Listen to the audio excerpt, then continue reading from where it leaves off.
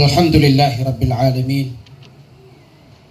Wal'aqibatu lilmuttaqin Wassalatu wassalamu ala Rasulillah Wa ala alihi wa sahbihi ajma'in Wa ba'd. Mga kapatid, Assalamualaikum warahmatullahi ta'ala wabarakatuh. Nagpapasalamat tayo sa Allah subhanahu wa ta'ala dahil sa pagtitipon na ito. Ang aking nais talakayin sa gabing ito ay ang patungkol sa ating buwan ngayon. Dahil alam natin na ang buwan na ito ay isa ito sa napakalaking biyaya ng Allah subhanahu wa ta'ala na hinayaan tayong umabot sa buwan na ito. Kaya mga kapatid sa pananampalatayang Islam, kinakailangan sa atin na sikapin ang ikalulugod ng Allah subhanahu wa ta'ala, mga gawain na ikalulugod ng Allah subhanahu wa ta'ala, o mga gawain na magdudulot ng kapatawaran ng Allah subhanahu wa ta'ala. Ang buwan na ito ay ito ang pinakamainam sa lahat ng buwan. Alam natin yan at naririnig natin ito sa ating mga eskular.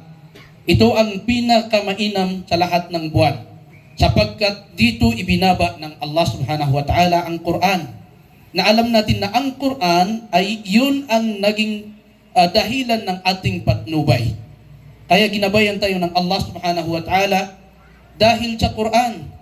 Ibinaba ito ng Allah subhanahu wa ta'ala sa buwan na ito. Sinabi ng Allah, Shahru Ramadan alladhi unzila fihi al-Quran hudan linnasi wa bayyinatin minal huda. Ang buwan ng Ramadan kung saan dito ibinaba ng Allah subhanahu wa ta'ala ang Quran na nagdulot ng ating patnubay. Ang Quran, isang napakainam na naidulot sa atin ng Quran ay ang ating patnubay. Kaya hindi tayo naligaw dahil sa Quran na ito. Lahat ng tao na may kaalaman sa Quran o lahat ng tao na nasa kanya ang Quran ay mayroon siyang kainaman sa iba. Tulad ng pagbaba ng Allah subhanahu wa ta'ala ng Quran, ibinaba ito ng Allah subhanahu wa ta'ala sa pamamagitan ni Gabriel o si Jibril alayhi salam. Ano ang naidulot nito kay Jibril alayhi salam? Naging siya ang pinakamainam sa lahat ng mga anghel. Nabanggit sa Quran ang mga anghel. Tulad ng sinabi ng Allah subhanahu wa ta'ala, tanazzalul malaikatu warruhu fiha. Binanggit ng Allah subhanahu wa ta'ala ang mga anghel sa ayat na yon, na ang mga anghel ay pumababa sila sa Laylatul Qadr. Kasama nila si Gabriel. Yun ang ibig sabihin ng roh na nabanggit sa ayat na yan. So ibig sabihin, nabanggit doon ang malaika at nabanggit din doon si Jibril alayhi salam at siya ay kasama sa mga malaika. Bakit doon binanggit ng Allah subhanahu wa ta'ala? Nangangahulugan na siya ang pinakamainam sa lahat ng mga anghel. Yun ang una, ibinaba ng Allah sa pamamagitan ni Jibril alayhi salam. Pangalawa, ibinaba ng Allah subhanahu wa ta'ala ang Quran sa ating mahal na propeta sallallahu alayhi wa sallam. At ang naidulot nito sa ating mahal na propeta sallallahu alayhi wa sallam ay naging siya ang pinakamainam sa lahat ng mga anbiya. Lahat ng mga propeta, siya ang pinakamainam. Tinatawag siyang Imamul Anbiya wal Mursalin. Siya ang pangulo ng lahat ng mga anbiya, lahat ng mga sugo ng Allah subhanahu wa ta'ala at ang mga propeta. Yun ang naidulot sa kanya ng Quran.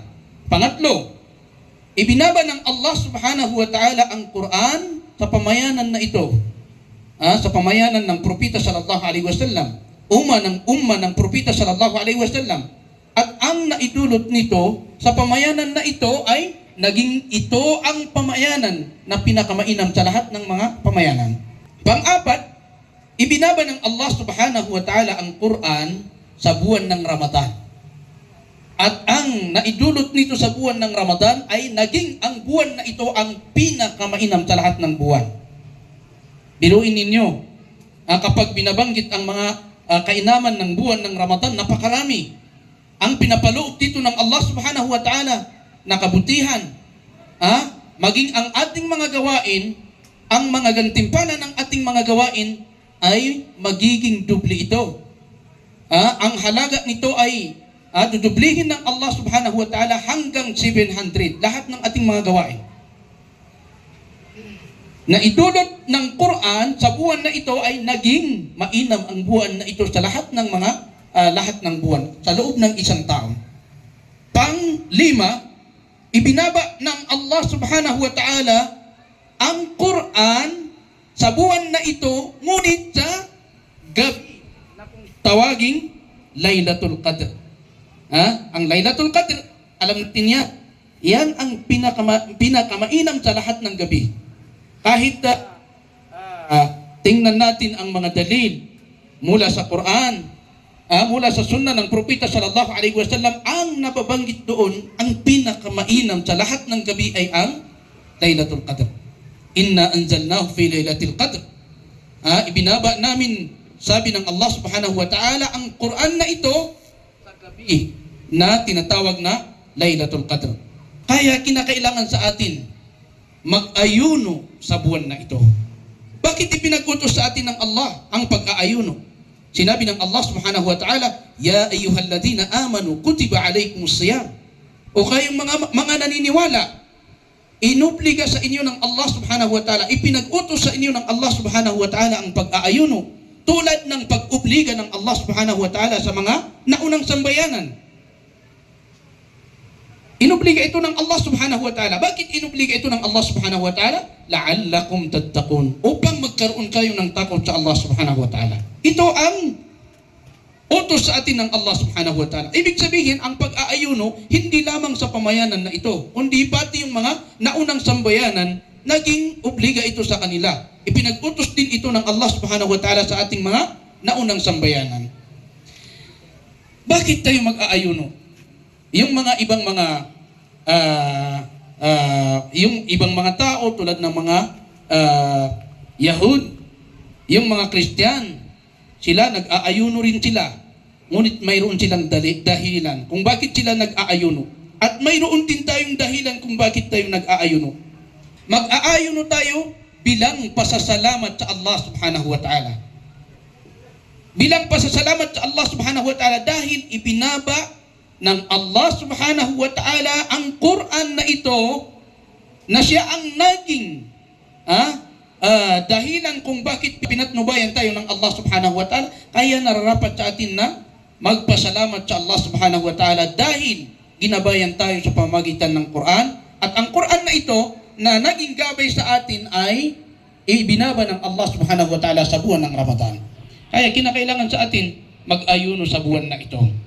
Mga kapatid sa pananampalatayang Islam, sinabi ng Propeta sallallahu alaihi wasallam, ito ay kabilang sa kainaman ng pag-aayuno o kainaman ng mga gawain, kainaman ng buwan ng Ramadan. Sinabi ng Propeta sallallahu alaihi wasallam, kullu amali ibni Adam yudha'af al-hasanatu bi'ashri amthaliha ila 700 dha'f.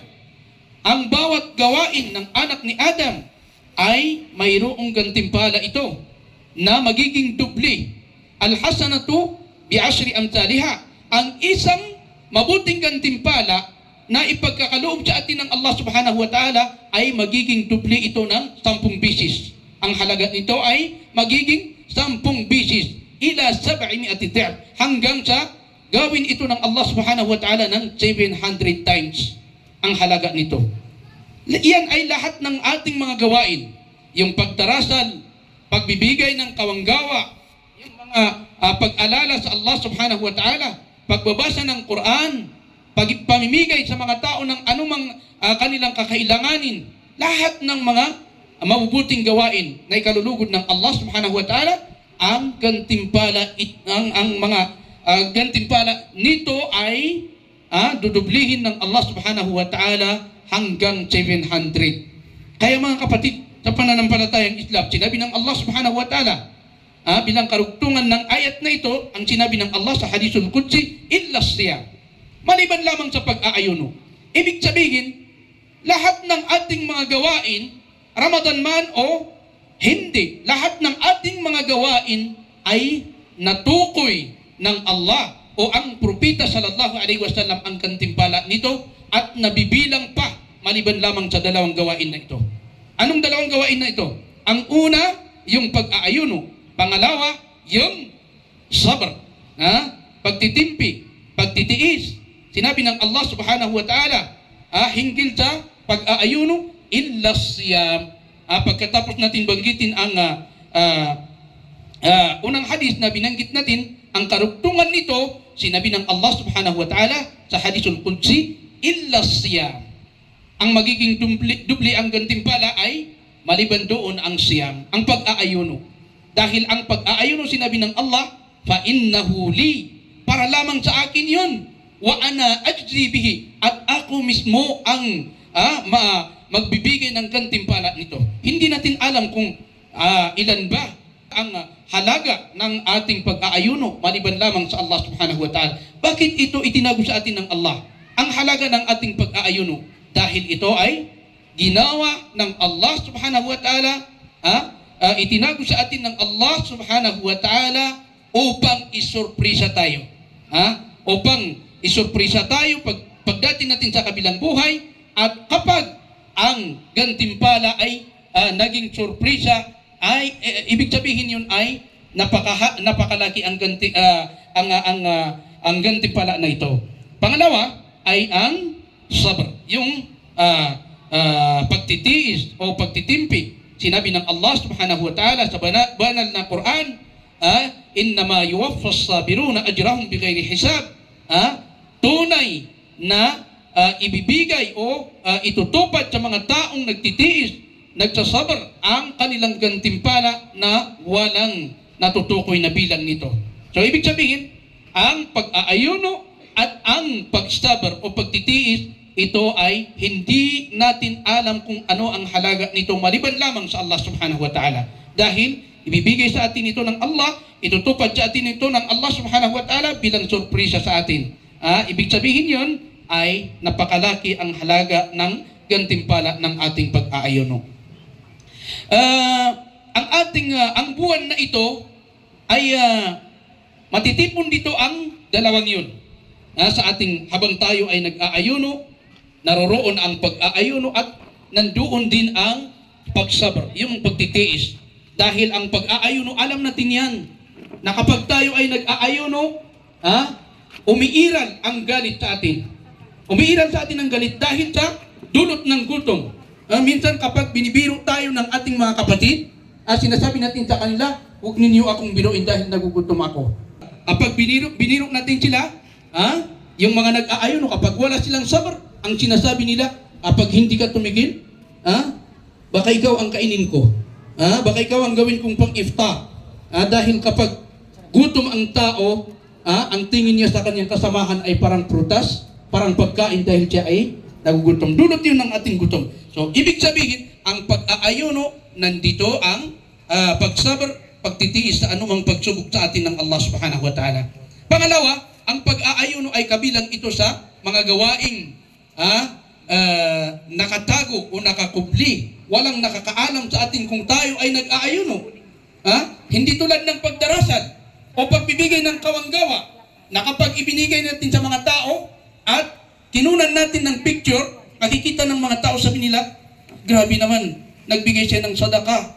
Gantimpalaan nawa siya ng Allah subhanahu wa ta'ala. Kapag tayo ay nagdarasal, itinaas natin ang ating kamay, tapos kinunan tayo ng picture, sasabihin ng mga tao, Masya Allah, nagdarasal siya. Ngunit, kapag tayo ay nag-aayuno at kinunan tayo ng picture, malalaman ba natin na siya ay nag-aayuno o hindi? Hindi natin malalaman yan.